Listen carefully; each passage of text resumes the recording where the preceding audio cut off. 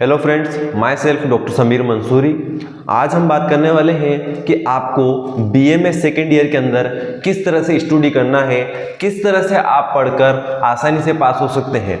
क्या तरीका हो बीएमएस सेकेंड ईयर के पढ़ने के लिए ताकि आप आसानी से हर सब्जेक्ट को प्रिपेयर कर सकें और आसानी से पास हो सकें। इस वीडियो के अंदर हम उसी से रिलेटेड बात करने वाले हैं कि आपको किस तरह से बीएमएस सेकेंड ईयर के अंदर पढ़ना चाहिए, क्या आपका स्टडी प्लान होना चाहिए, किस तरह से आपकी प्रिपरेशन होनी चाहिए, किस तरह से आपको याद करना है। इसके लिए मैं आज बात करने वाला हूँ। जैसे कि मेरे प्रीवियस वीडियो में आप बहुत सारी चीज़ें देखते हैं कि मैं प्रेजेंटेशन पे फोकस करता हूँ, साथ ही साथ अच्छे नोट्स के ऊपर फोकस करता हूँ ताकि काफ़ी अच्छी तरह से आपको याद हो सके। साथ ही साथ सबसे बड़ा पॉइंट एक्सट्रैक्ट की मैं बात करता हूँ कि आपको हमेशा ज़्यादा नहीं पढ़ना है, कोशिश करें कि जो भी है उसके अंदर से एक्सट्रैक्ट निकालने की कोशिश करें, क्योंकि हमें एग्जाम में एक्सट्रैक्ट की वजह से ही नंबर मिलते हैं, ना कि बहुत सारा लिखने की वजह से। तो इन चीज़ों के ऊपर आज हम फोकस करने वाले हैं और बात करेंगे एक एक सब्जेक्ट को मैं आपको बताने वाला हूँ कि किस तरह से आपको बीएमएस के सेकेंड ईयर के जितने भी सब्जेक्ट हैं उन सभी सब्जेक्ट को एक एक करके हम बात करेंगे कि किस तरह से पढ़ना है, किस तरह से नोट्स बनाना है, किस तरह से तैयारी करना है ताकि आप आसानी से बीएमएस सेकेंड ईयर को क्लियर आउट कर पाएं। साथ ही दोस्तों वीडियो के लास्ट तक बने रहें ताकि आप ऑल ओवर पॉइंट को समझ सके और आसानी से अपनी स्टडी को और इजी बना सकें। तो चलिए दोस्तों स्टार्ट करते हैं आज के वीडियो को। तो दोस्तों बात करते हैं सबसे पहले हम फर्स्ट सब्जेक्ट द्रव्यगुण विज्ञान की। द्रव्यगुण विज्ञान को आपको किस तरह से पढ़ना है। तो द्रव्यगुण विज्ञान के अंदर सबसे पहले ये आपके माइंड में क्लियर कर दे कि इसके अंदर क्या होते हैं, दो पेपर होते हैं, पेपर 1 एंड पेपर 2। अब पेपर 1 में आपको क्या करना है कि मैंने बहुत सारे वीडियो बनाए हैं, जैसे गुण हो गया, वीर्य हो गया, विपाक हो गया, प्रभाव हो गया, इनके ऊपर मेरे ऑलरेडी वीडियो बने हुए हैं। आपको क्या करना है, उन वीडियो को देखना है और उससे ये सीखना है कि मैंने बुक के अंदर से किस तरह से एक्सट्रैक्ट को निकाला है, क्या क्या चीज पढ़ाई है, मेनली स्पेसिफिक मैंने किस तरह से नोट्स उसके अंदर बनाए हैं। उसी पैटर्न में आप बाकी सिलेबस को कवर करें। यहां पर एक चीज और आती है, दशमानी गण। चरक संहिता के दशमानी गण यहाँ पे बताए गए हैं। एक गण के अंदर 10 ड्रग का नाम आता है, वो आपको याद करना होता है। तो इसके लिए मैं आपको क्लियर बोल देना चाहता हूं कि उसके ऊपर आप अपना टाइम वेस्ट बिल्कुल ना करें, क्योंकि 500 ड्रग का नाम याद करना और एक जो भी गण है उसके अंदर 10 ड्रग को अलग से याद कर पाना प्रैक्टिकली इम्पॉसिबल है। ठीक है, तो उसके ऊपर आप मेहनत ना करें। यदि बाय चांस 2 मार्क्स में क्वेश्चन मोस्ट ऑफ पूछा जाता है तो 2 मार्क्स के क्वेश्चन के पीछे आप इतना मेहनत ना करें। यदि क्वेश्चन आता भी है तो आप 10 ड्रग आपको कोई भी आती है वो उसके अंदर लिख दें। ये एक तरह की ट्रिक हो गई। बाय चांस गलती से वो चेक हो भी गया या आपका राइट हो गया तो आपको मार्क्स मिल जाएंगे, लेकिन आपको उसके ऊपर एक्स्ट्रा मेहनत नहीं करना है, वो मैं आपको क्लियर बोल दिया।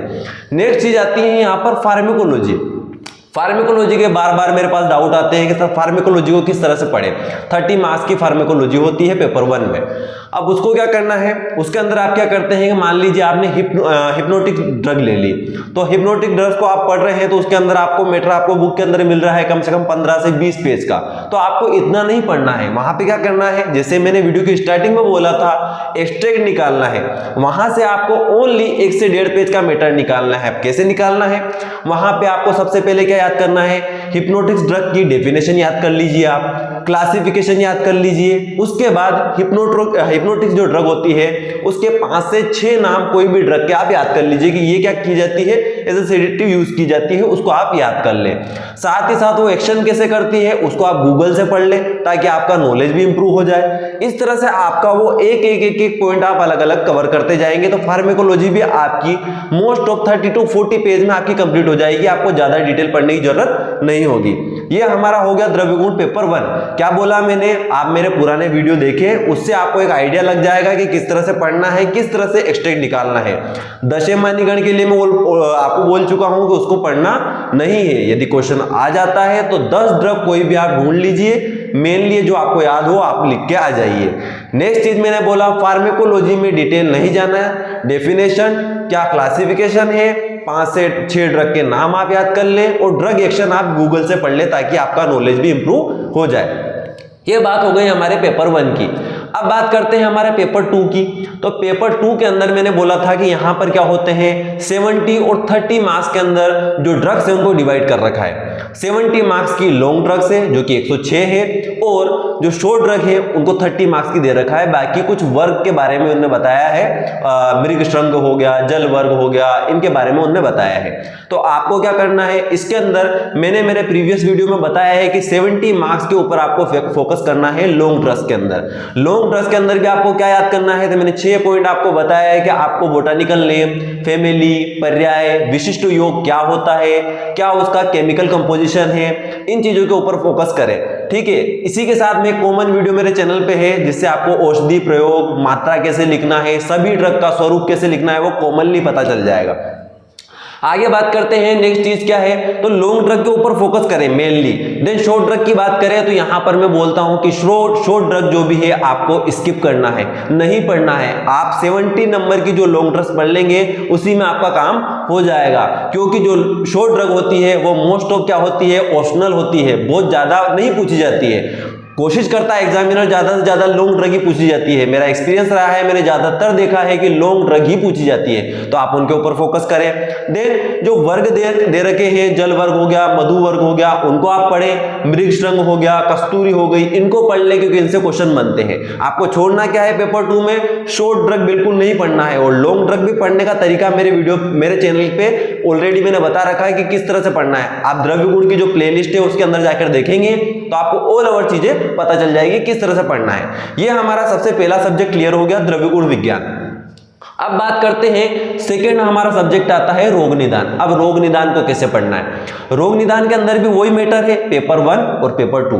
पेपर 1 की मैं ज्यादा बात नहीं करूंगा, पेपर 1 के लिए आपको सीधा सा मैं बताना चाहूंगा कि पेपर 1 के अंदर आपको क्या करना है, एक्सट्रैक्ट निकालना है। कोई भी टॉपिक आप पढ़ रहे हैं तो बुक के अंदर ऐसा नहीं है कि 4 से 5 पेज का मैटर दे रखा है तो आप उसी को याद करें, ऐसा नहीं है। उसके अंदर से सिलेक्टेड मैटर को निकालना सीखे, उसके अंदर से 4 पेज का मैटर थे 1 पेज निकालने की कोशिश करें कि हाँ ये एग्जाम के लिए इंपॉर्टेंट है। ये आपके लिए अभी इंपॉर्टेंट नहीं है, धीरे धीरे आप यहां तो इंपॉर्टेंट है ही है, आगे जाकर आप जैसे जैसे बीएमएस 3rd ईयर में जाएंगे, फाइनल में जाएंगे या आगे भी नॉलेज को गेन करेंगे तो वहां भी आपके लिए एक्सट्रैक्ट निकालना बहुत इंपॉर्टेंट है। तो उस चीज को आप इंप्रूव करें। मेरे चैनल पे जो आप वीडियो देखते हैं उससे आप सीखें कि मैं किस तरह से 50 पेज का अगर कोई टॉपिक है उसको मैं किस तरह से 10 पेज के अंदर कंपाइल कर रहा हूं, वो आप टेक्निक सीखें। आगे बात करते हैं पेपर 1 की मैंने बोल दिया क्या करना है, आपको एक्सट्रैक्ट निकालना है, ज्यादा नहीं पढ़ना है। पेपर 2 की बात करूं, रोग निदान पेपर 2 के अंदर क्या है, मोस्ट ऑफ डिजीज है, ठीक है, वो भी स्त्रोतस वाइज। अब वहां भी मैंने क्या किया है, वहां भी मैंने आपको मेरे चैनल पे आप देखेंगे तो संप्राप्ति के लिए मैंने कॉमन वीडियो बनाया है कि ऑल ओवर संप्राप्ति आप एक ही वीडियो से देख लेंगे। सेकेंड चीज मैंने क्या किया था, एक वीडियो और बनाया था जिसके अंदर मैंने आपको कॉमन निदान, कॉमन पूर्व रूप और कॉमन लक्षण लिखने का तरीका बताया था कि किस तरह से आप कॉमन निदान लिख सकते हैं, कॉमन लक्षण लिख सकते हैं। कोई भी डिजीज आप रोग निदान पेपर 2 के अंदर देखते हैं तो उसके अंदर मोस्ट ऑफ आपके क्या क्या चीजें कंप्लीट हो गई, निदान आप कॉमन लिख देंगे, सेकेंड चीज आप लक्षण कॉमन लिख देंगे, कॉमन संप्राप्ति लिख देंगे, उसके बाद बचता क्या है आपके पास, ओनली भेद। यदि आप भेद याद कर लेंगे तो आपकी डिजीज कंप्लीट हो जाएगी। भेद याद करने का तरीका क्या है, भेद याद करने के लिए आप एक काम करें कि जितनी भी डिजीज है, जो भी इंपॉर्टेंट लगता है आपको या जिसके स्पेसिफिक अलग से भेद है, उनको क्या करें, एक चार्ट फॉर्म में बना ले। एक चार्ट फॉर्म में बनाकर उसको रोज पढ़ें कि किस डिजीज के क्या भेद है, कौन कौन सी डिजीज के सेम भेद है। इस तरह से आपको बड़ी आसानी से चीजें याद हो जाएगी। तो ये हो गया रोग निदान पेपर 2। रोग निदान पेपर 2 में क्या किया आपने, कॉमन निदान याद कर ले, कॉमन लक्षण याद कर ले, कॉमन संप्राप्ति याद कर ले। याद क्या करना है, स्पेसिफिक भेद और डिजीज की डेफिनेशन। ये चीजें आपको याद हो गई तो आपकी डिजीज कंप्लीट हो जाएगी। इससे ज्यादा आपको पढ़ने की जरूरत नहीं होगी, इसी में आपका काम हो जाएगा। नेक्स्ट बात करते हैं, थर्ड सब्जेक्ट हमारा आता है रसशास्त्र और भेषज कल्पना। रस शास्त्र में आपको कैसे पढ़ना है, रस शास्त्र के अंदर क्या होता है कि मोस्ट ऑफ क्या हो रहा है, महारस है, उसके बाद क्या है, उपरस है, साधारण रस है, धातु वर्ग है, रत्न वर्ग है, उपरत्न वर्ग है। अब क्या है, ये अलग अलग इनकी संख्याएं हैं। अब आपको इसको कैसे पढ़ना है, इसको इस तरह से पढ़ना है कि आप इसको याद करें टेबल फॉर्म में। इसको इस तरह से याद ना करें कि आपने महारस उठाया, उसके अंदर से अभ्रक आप बहुत डिटेल में पढ़ दिया, फिर उसके बाद आपने मार्कशीट पढ़ा तो उसको अलग से डिटेल में पढ़ दिया, इस तरह से ना पढ़े। महारस आप पढ़ रहे हैं तो उसकी एक टेबल बना लें। टेबल में आपने नाम लिख दिया, नाम कौन कौन से होते हैं महारस के वो याद कर लिए, क्या क्या पर्याय होते हैं, किस तरह से शोधन होता है, किस तरह से मारण होता है और क्या इसके अंदर विशेष चीजें हमको देखने को मिलती है। बस इसी में आपका काम खत्म हो जाएगा। आपसे महारस पूछेंगे, आप टेबल बना के आ जाइए, आपको बेस्ट मार्क्स मिलेंगे। उसी तरह बाकी के लिए भी है। उपरस में ऐसा करें, धातु वर्ग हो जाए, रत्न वर्ग हो जाए, कुछ भी मिल जाए, सभी के अंदर आपको टेबल फॉर्म में याद करना है। यहां पर स्पेसिफिक रस शास्त्र के पेपर 1 के अंदर पारद आपको डिटेल पढ़ना है। पारद से 50 मार्क्स के क्वेश्चन आते हैं और बहुत ज्यादा इंपॉर्टेंट है, आपको पारद के ऊपर अपना फुल फोकस रखना है।